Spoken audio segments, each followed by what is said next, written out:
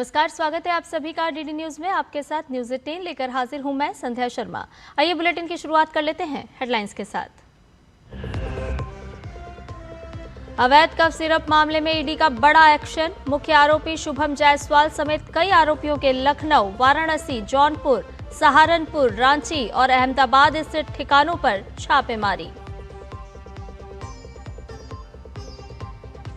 Thailand से जल्द भारत लाए जाएंगे गोवा अग्निकांड के मुख्य आरोपी लुथरा ब्रदर्स।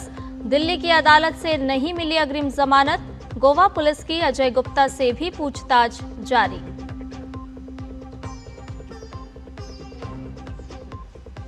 निर्वाचन आयोग ने यूपी समेत 6 राज्यों में बढ़ाई एसआईआर की समय सीमा, लेकिन बंगाल में विवाद की स्थिति। ममता बनर्जी ने कहा, मैं 3 बार की मुख्यमंत्री, तो फॉर्म क्यों भरूं।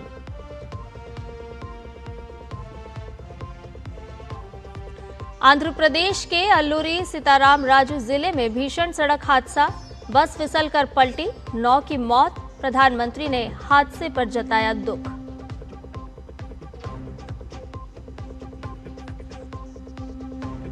और शेख हसीना की पार्टी अवामी लीग ने बांग्लादेश के आम चुनाव की घोषणा को पूरी तरह से किया खारिज। मोहम्मद यूनुस की अगुवाई वाली केयरटेकर सरकार में निष्पक्ष नहीं हो सकता चुनाव।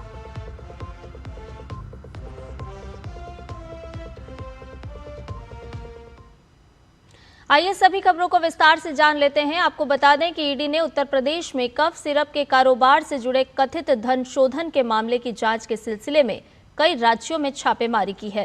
ये छापेमारी झारखंड और गुजरात समेत उत्तर प्रदेश के 25 ठिकानों पर की जा रही है। मुख्य आरोपी शुभम जायसवाल समेत अन्य आरोपियों पर कड़ा एक्शन लेते हुए ईडी ने लखनऊ, वाराणसी, जौनपुर, सहारनपुर, रांची और अहमदाबाद में तलाशी अभियान चलाया। ईडी ने अवैध व्यापार के लिए कफ सिरप बनाने वाले और सप्लाई करने वाले धोखेबाज लोगों पर पिछले 2 महीनों में दर्ज 30 एफआईआर के आधार पर ये कार्रवाई की है। मामले में लखनऊ, वाराणसी, सोनभद्र, सहारनपुर और गाजियाबाद में शिकायतें दर्ज थीं। तो आपको बता दें कि अवैध कफ सिरप मामले में ईडी लगातार कार्रवाई कर रही है और उसी कड़ी में आज भी छापेमार कार्रवाई की गई है। आपको बता दें कि कथित धन शोधन के मामले की जांच के सिलसिले में कई राज्यों में ये छापेमारी लगातार की जा रही है। आरोपियों के लगभग 25 ठिकाने ऐसे हैं जहां पर ईडी की टीम पहुंची है और ये छापेमारी कार्रवाई की जा रही है, जिसमें लखनऊ, वाराणसी, जौनपुर शामिल है। लगातार यहां पर ईडी की टीम तलाशी अभियान चला रही है। सहारनपुर में भी तलाशी अभियान चलाया जा रहा है। आपको बता दें कि उत्तर प्रदेश में अवैध कफ सिरप मामले को लेकर ईडी ने ये एक बड़ी छापेमारी कार्रवाई की है। रांची और अहमदाबाद में भी ये कार्रवाई की जा रही है। आपको बता दें कि मामले में लखनऊ, वाराणसी, सोनभद्र, सहारनपुर और गाजियाबाद में शिकायतें दर्ज की गई थी। रुक करते अगली खबर का। आपको बता दें कि पश्चिम बंगाल में चल रही एसआईआर की प्रक्रिया से घबराई मुख्यमंत्री ममता बनर्जी केंद्र सरकार और चुनाव आयोग दोनों पर निशाना साध रही हैं। वो राज्य के लोगों को उकसा रही हैं कि अगर एसआईआर में नाम कट जाए तो उस समय तक धरना दो जब तक नाम जुड़ न जाए। ममता ने आरोप लगाया कि जिला अधिकारियों पर निगरानी रखने के लिए भाजपा दिल्ली से लोग भेज रही है। पिछले रविवार को कोलकाता में हुए 5 लाख कंठों से गीता पाठ नामक कार्यक्रम को लेकर भी मुख्यमंत्री ममता बनर्जी ने सवाल उठाए हैं। उन्होंने कहा कि इन्होंने जो गीता पाठ कहा है, गीता पाठ तो हम सब घर पर करते हैं, जिसकी जब ज़रूरत होती है उसके लिए पब्लिक मीटिंग करने की आखिर क्या ज़रूरत है। ठाकुर देवता हृदय में रहते हैं, जो अल्लाह से दुआ मांगता है मन ही मन मांगता है और रमज़ान के समय या नमाज के समय एक साथ जाते हैं। जब दुर्गा पूजा होती है सब लोग मिलजुल कर पूजा करते हैं।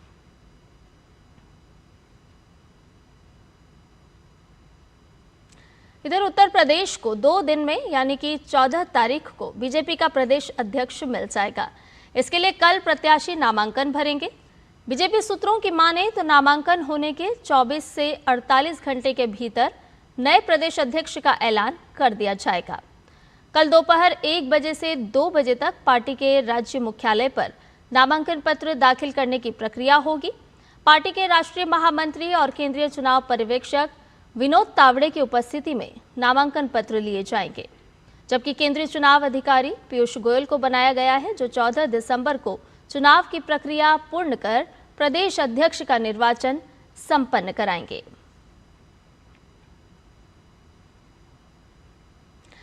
बात करते हैं संसद के शीतकालीन सत्र की, जहां सत्र के दूसरे सप्ताह का आज अंतिम दिन है। आज दोनों सदनों में प्रश्नकाल और शून्यकाल के अलावा कामकाज को देखा जाए तो राज्यसभा में निजी सदस्यों के कामकाज का संकल्प सूचीबद्ध है। इसके अंतर्गत सांसद सुधा मूर्ति बच्चों के लिए मुफ्त शिक्षा विषय पर, सपा सांसद रामजी लाल सुमन का निजी क्षेत्र में SC/ST आरक्षण, वहीं केरल से सांसद जॉन ब्रिटास केरल में एम्स की मांग का प्रस्ताव रखेंगे। और वहीं अगर लोकसभा की बात की जाए तो यहां विनियोग संख्या 4 विधेयक 2025 सदन में पेश किए जाने के लिए सूचीबद्ध है। विधेयक पर चर्चा के बाद वित्त मंत्री विधेयक को पारित करने का प्रस्ताव भी रखेंगी। शुक्रवार होने की वजह से निजी सदस्यों के कामकाज का आज दिन रहता है। लोकसभा में भी कई सदस्य अलग अलग मुद्दों पर संकल्प ला सकते हैं, जिनमें देश में हवाई किराए को रेगुलेट करने, EWS के लिए एक नेशनल कमीशन बनाने, ऑटिज्म स्पेक्ट्रम डिसऑर्डर से पीड़ित लोगों के रिहैबिलिटेशन, देश के लोगों में पोषण सुधारने के उपाय से संबंधित संकल्प शामिल हैं।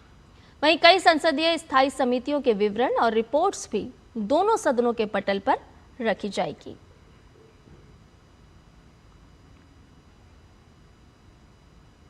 खबरों में बढ़ते हैं आगे। आपको बता दें कि गोवा अग्निकांड मामले में नाइट क्लब के मालिकों गौरव लुथरा और सौरभ लुथरा को जल्द ही भारत लाया जाएगा। ये दोनों हादसे के बाद थाईलैंड भाग गए थे। सौरभ लुथरा और गौरव लुथरा को कल थाईलैंड के फुकेट से हिरासत में लिया गया। थाई सरकार ने भारतीय दूतावास को इसकी जानकारी दी। अब उन्हें वापस लाने की प्रक्रिया चल रही है। वहीं इन दोनों की अग्रिम जमानत याचिका को दिल्ली की रोहिणी कोर्ट ने खारिज कर दिया है। आरोपियों ने याचिका में जान को खतरा होने और मेडिकल आधार पर जमानत मांगी थी, लेकिन समर्थन में सबूत न होने की वजह से ये याचिका खारिज कर दी गई। वहीं कोर्ट ने कहा है कि याचिकाकर्ता ने दावा किया कि बिजनेस के सिलसिले में वो 6 दिसंबर को देश छोड़ चुके थे, लेकिन रिकॉर्ड बता रहे हैं कि 7 दिसंबर की रात 1:17 पर टिकट बुक हुआ और सुबह 5:20 की फ्लाइट से आरोपी थाईलैंड रवाना हो गए थे। इसी बीच गोवा पुलिस अजय गुप्ता से भी पूछताछ कर रही है। आपको ये भी बताते चलें कि गोवा अग्निकांड 6 दिसंबर की रात में हुआ था, जिसमें 25 लोगों को अपनी जान गंवानी पड़ी थी। कांग्रेस के वरिष्ठ नेता और पूर्व केंद्रीय गृह मंत्री शिवराज पाटिल का आज लातूर में 91 वर्ष की आयु में निधन हो गया। उन्होंने सुबह 6:30 बजे अपने निवास स्थान पर अंतिम सांस ली। लंबे समय से बीमार शिवराज पाटिल का घर पर ही उपचार चल रहा था। देश की राजनीति में महत्वपूर्ण भूमिका निभाने वाले पाटिल लोकसभा स्पीकर भी रहे और कई केंद्रीय पदों पर उन्होंने अपनी सेवाएं दी थी।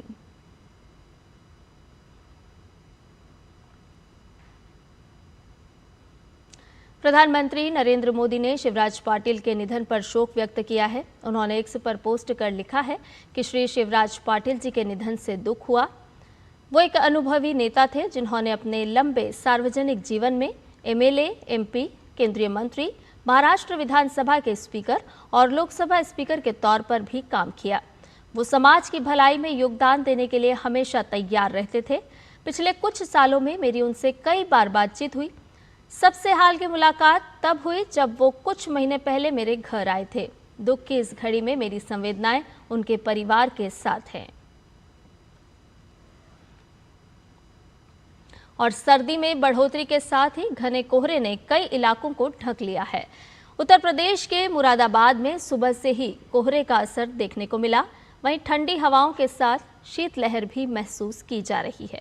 हरियाणा के करनाल में भी आज सुबह घना कोहरा छाया रहा। मौसम विभाग के मुताबिक आज करनाल का न्यूनतम तापमान लगभग 7 डिग्री सेल्सियस रहने का अनुमान है। तो सर्दी बढ़ रही है, कोहरा छा रहा है, अब असर दिखने लगा है शीतलहर का भी। देख रहे हैं किस तरह से धुंध छा रही है और बढ़ी हुई सर्दी में बच्चे स्कूल जाते हुए न्यूज़ 18 में खबरें और भी हैं, लेकिन फिलहाल एक छोटे से ब्रेक के लिए रुक रहे हैं, जल्द हाजिर होंगे।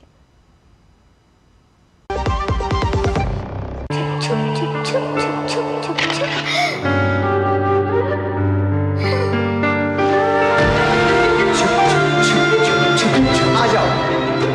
Yes papa.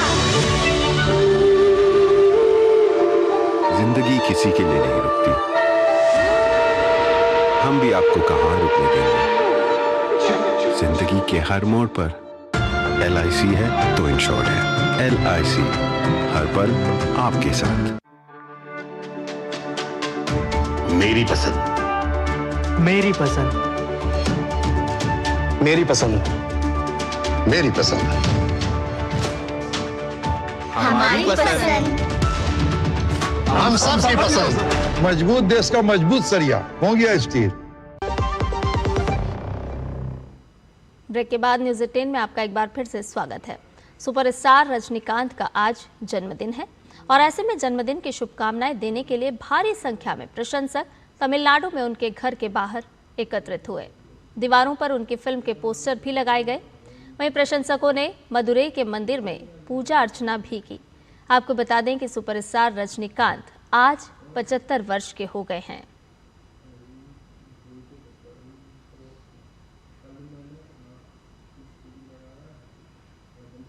तो साउथ के सुपरस्टार रजनीकांत का आज जन्मदिन है। प्रधानमंत्री नरेंद्र मोदी ने उनको बधाई दी है। पीएम ने एक्स पर लिखा है कि थिरू रजनीकांत जी को उनके 75वें जन्मदिन के खास मौके पर बधाई। उनके अभिनय ने कई पीढ़ियों को अपनी ओर खींचा है और खूब तारीफ भी लूटी है। उनके काम में अलग अलग रोल और जॉनर शामिल हैं जो लगातार नए बेंचमार्क सेट करते हैं। ये साल उनके लिए खास रहा है क्योंकि उन्होंने फिल्मों की दुनिया में 50 साल पूरे कर लिए हैं। उनकी लंबी और स्वस्थ जिंदगी के लिए प्रार्थना करता हूं।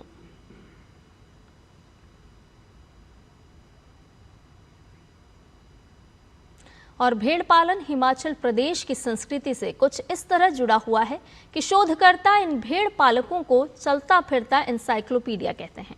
भेड़ों के झुंड और दुर्लभ नस्ल के पहाड़ी श्वानों के साथ बर्फीले दर्रों से गुजरते सैकड़ों मील का सफर तय करते ये भेड़ पालक पहाड़ों के इतिहास और एक उसके भूगोल को एक साथ नाप लेते हैं। तो पेश है DD न्यूज़ की हिमाचल की ये खास रिपोर्ट।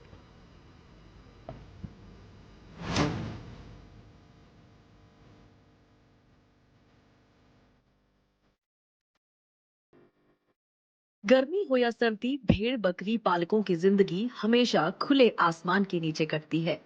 पहाड़ों व मैदानी इलाकों के बीच हजारों किलोमीटर के सफर में ये परिवार कई तरह की चुनौतियों से गुजरते हैं। बढ़ते ट्रैफिक, चोरी का खतरा और बुनियादी सुविधाओं की कमी ने इनकी राह और कठिन बना दी है। भेड़ बकरी पालक साल के लगभग 6 महीने खुले आसमान के नीचे रहते हैं। ना सुरक्षा, ना कोई ठिकाना और ना ही बुनियादी सुविधाएं। एक जगह से दूसरी जगह जाते हुए इन्हें लगभग 2 महीने का लंबा सफर तय करना पड़ता है। रास्ते में बढ़ते ट्रैफिक के कारण इन्हें अक्सर रात के अंधेरे में ही चलना पड़ता है ताकि भेड़ बकरियों का झुंड सड़क पर किसी दुर्घटना का शिकार न हो। लेकिन खतरा सिर्फ इतना ही नहीं है। यात्रा के दौरान भेड़ बकरियों की चोरी का डर हमेशा बना रहता है। रातें खुले मैदानों, जंगलों और सड़कों किनारे गुजारनी पड़ती हैं, चाहे ठिठुराती सर्दी हो या तपता हुआ जून। जहां चारागाह और पानी मिल जाता है, वहीं रात का ठिकाना बना दिया जाता है और एक रात्रि वहां विश्राम करके अगली रात्रि को दूसरी जगह डेरा बना दिया जाता है। शिमला के ऊपरी क्षेत्रों से भी भेड़ पालकों का पलायन अब शुरू होने लगा है।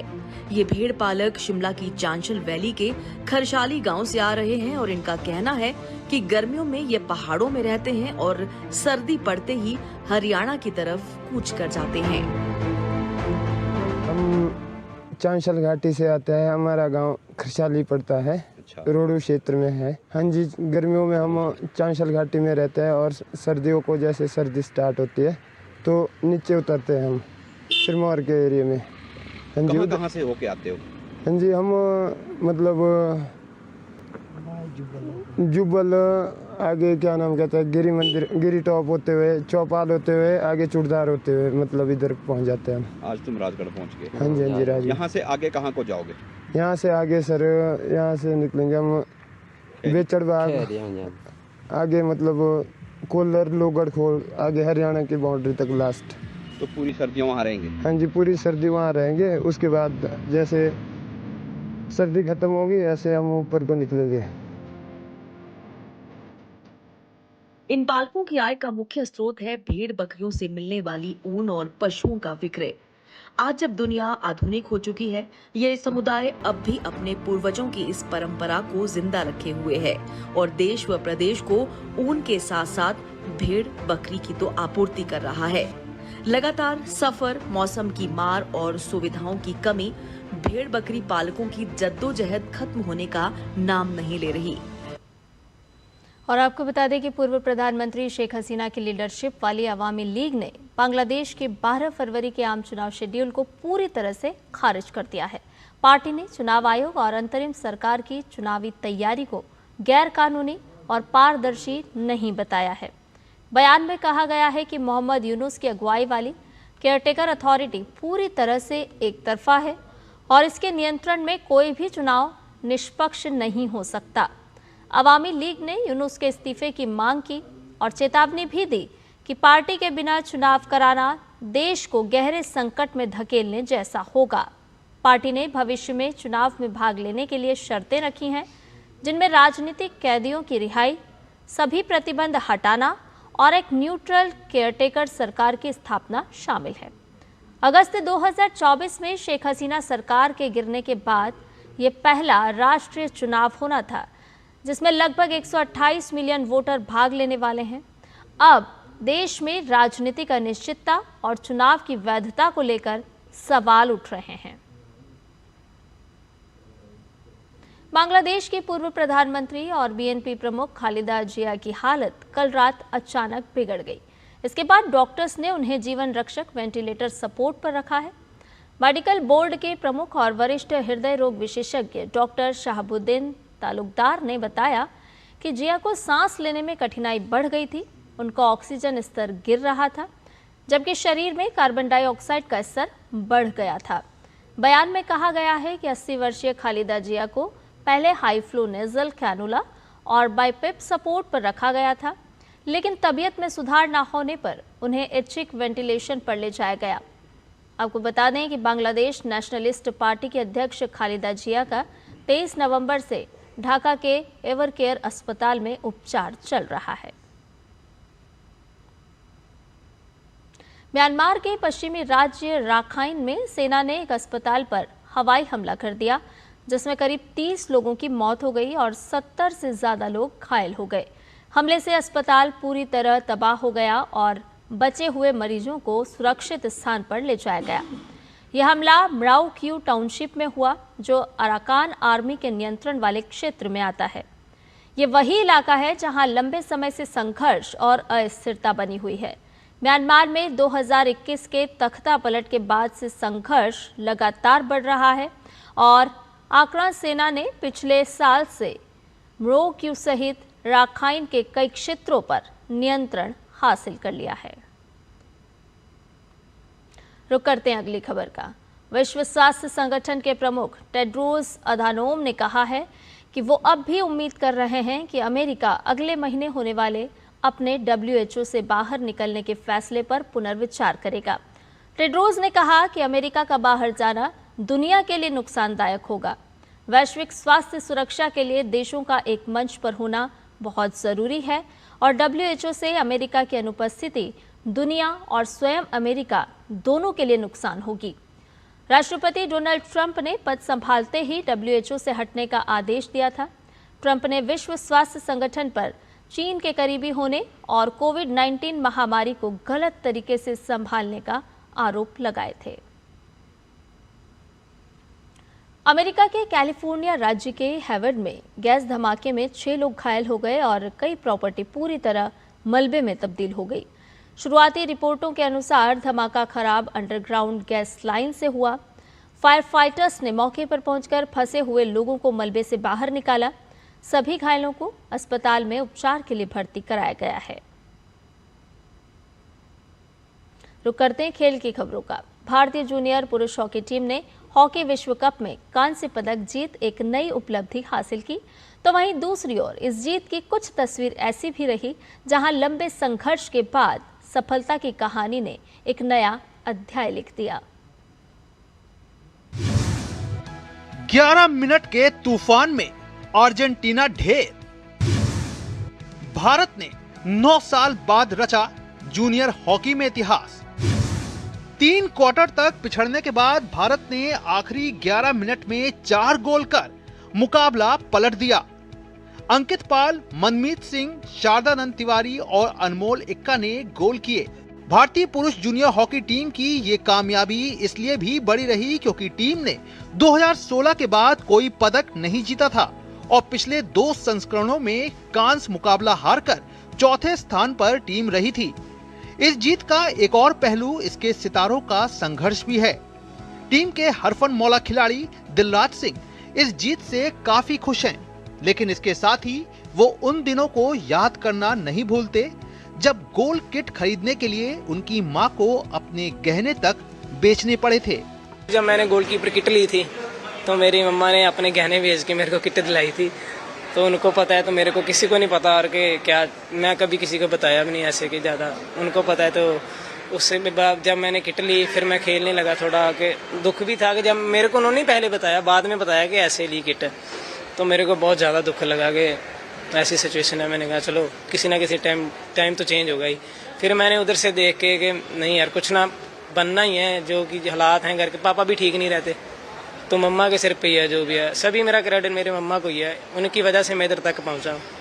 पिछले साल जौहर कप में कांस्य और जूनियर एशिया कप में स्वर्ण पदक जीतने वाली टीम का हिस्सा रहे दिलराज ने कहा कि विश्व कप में मिला पदक इसलिए भी बहुत मायने रखता है क्योंकि इससे भविष्य में उन्हें नौकरी मिलने का मौका बनेगा।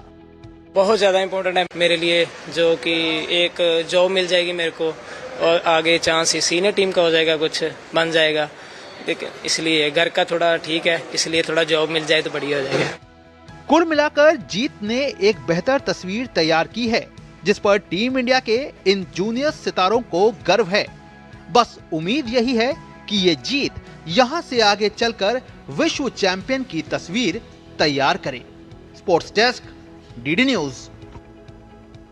न्यूज 18 में फिलहाल के लिए इतना ही। मुझे दीजिए इजाजत, लेकिन डीडी न्यूज पर खबरों का सफर लगातार जारी रहेगा। नमस्कार।